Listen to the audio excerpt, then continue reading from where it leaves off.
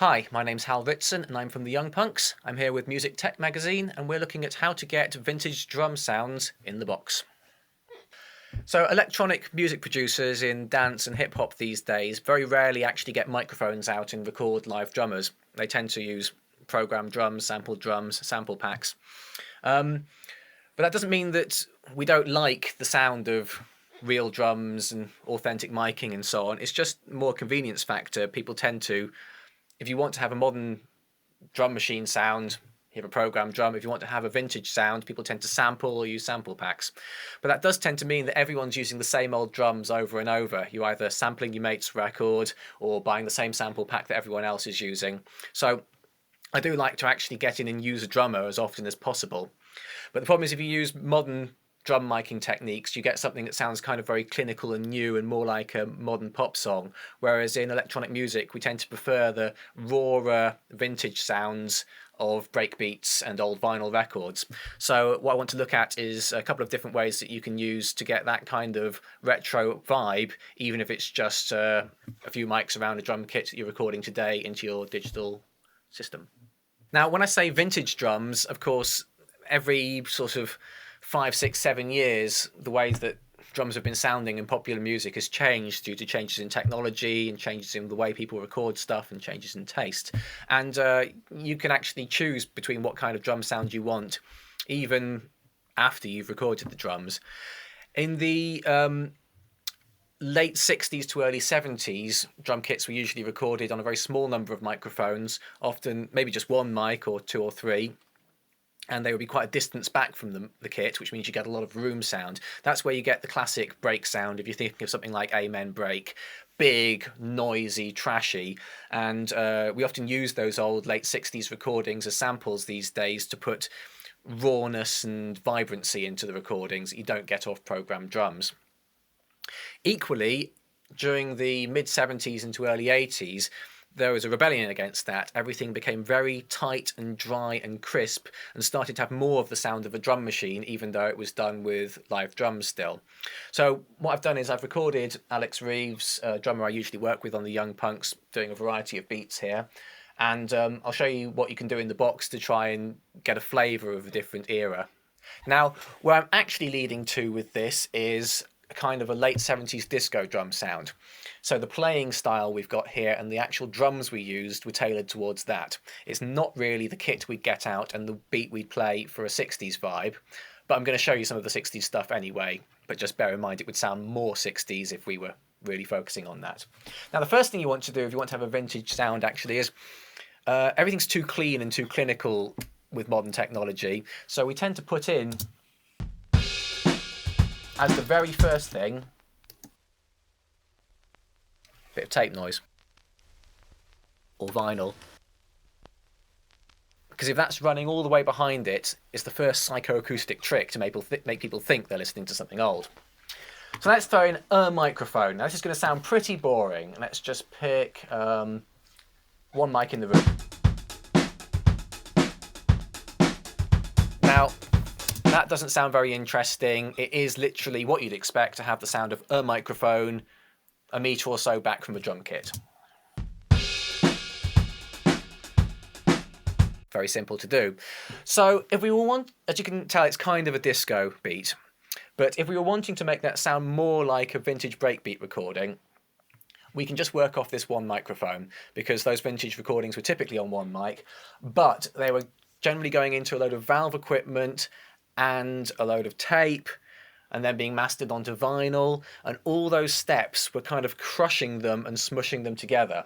So we're going to compress it quite heavily.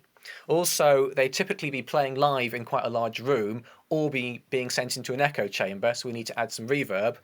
And also, if it's a lo-fi recording, there's not really a lot at the bottom end or the top end of the frequencies. So, I'll take this. Let's lose some of the top end, so it's not hi-fi anymore. Lose some of the bottom end.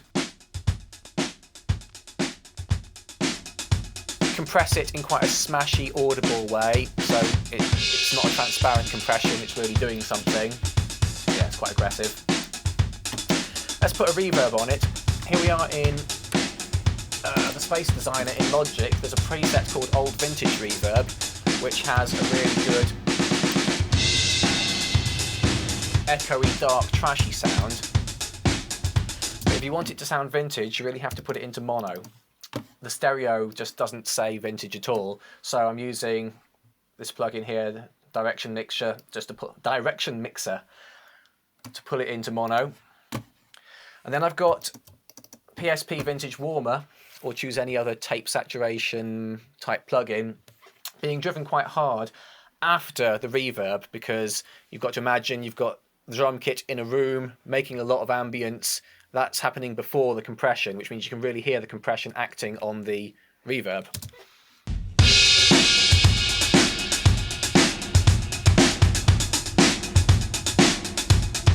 And then finally over here, I'm going to put a vinyl plugin on it, which again is crushing it and making it sound more lo-fi.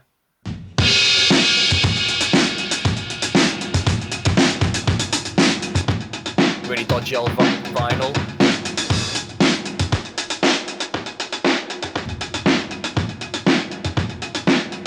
Now, because of the type of beat he's playing and the type of kit he's playing on, it doesn't sound quite authentic as a 60s thing, but I think you can hear it's turning into something which isn't a modern, clean type of sound. It's more like a breakbeat. And if he were playing more of a breakbeat type of pattern, it would probably start to get quite convincing. Let's hear this.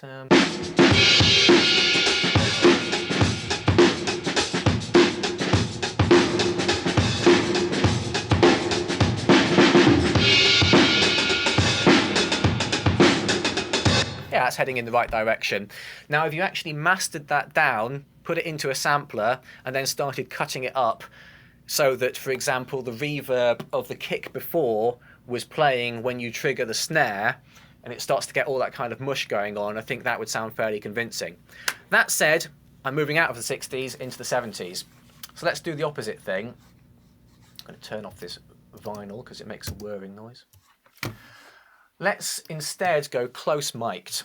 So when we recorded these drums, we left our options open. We had some mics a long way from the kit, we just had one of them there, but we also had close mics in. Let's start with a close-up bass drum. Let's go here. Now, it's very tightly gated, so there's no other noise coming through.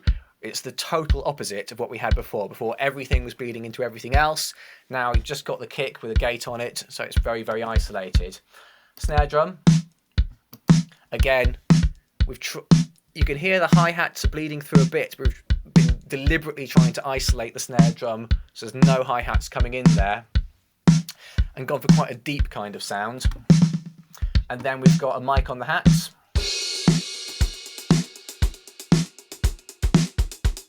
Now note, this is the exact same recording I had before, but it's giving a totally different atmosphere now. This is now starting to turn into more of maybe a chic kind of record.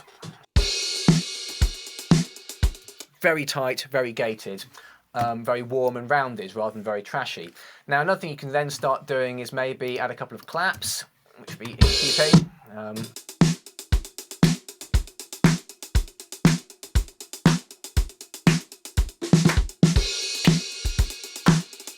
But my favourite trick for this kind of era is, it's about the top end of the snare.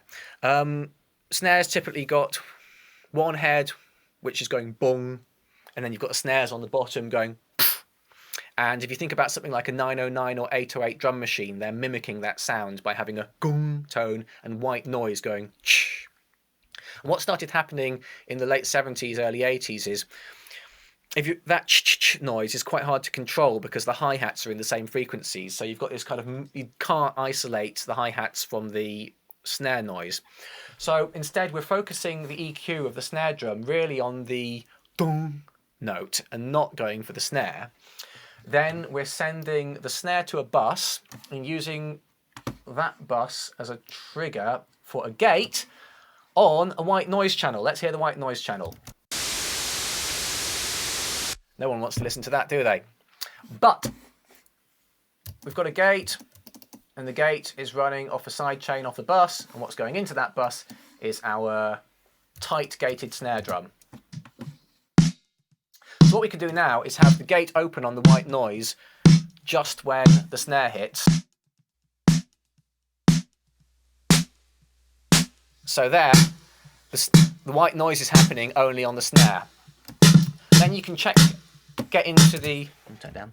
Then you can get into the release on the white noise gate, for example, and make it go longer.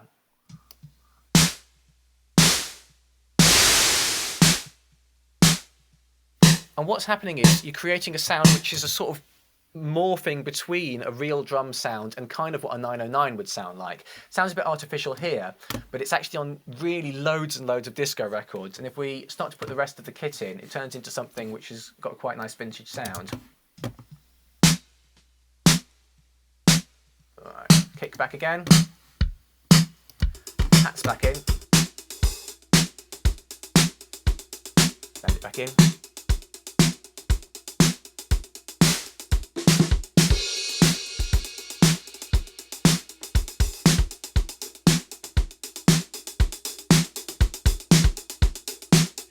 So now you start to forget that the top of the snare is being caused by the white noise, which sounds quite artificial when you first listen to it, but once you get it in the track, you just sort of take it for granted that it's the snare drum making that noise when you're not really listening to the snare drum. Put a vinyl noise back in, put it through a bus compressor, start to gel it all together.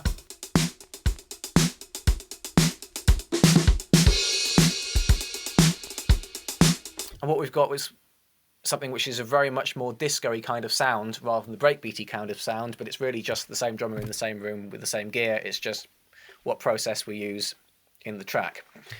I'm going to just show you what this kind of approach sounds like when it's used in a track. This is the Young Punx track Harlem Breakdown. Here in the introduction, we're using the kind of 60s approach.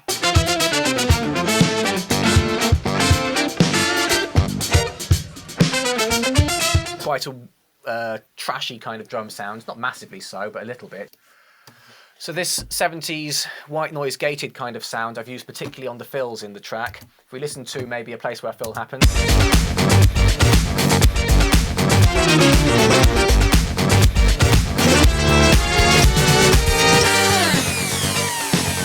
We listen to that in isolation. Yeah. You can hear pretty clearly when it's isolated that the top end of the snare is that white noise trigger. And we've got very dry kick, very dry snare with that white top end on it. There's another quite crazy fill which I like here. Here. And then in the context of the track, you don't really register any of that. All you hear is something that goes past that kind of sounds like it might have had something to do with the 70s, but hasn't been lifted from someone else's record.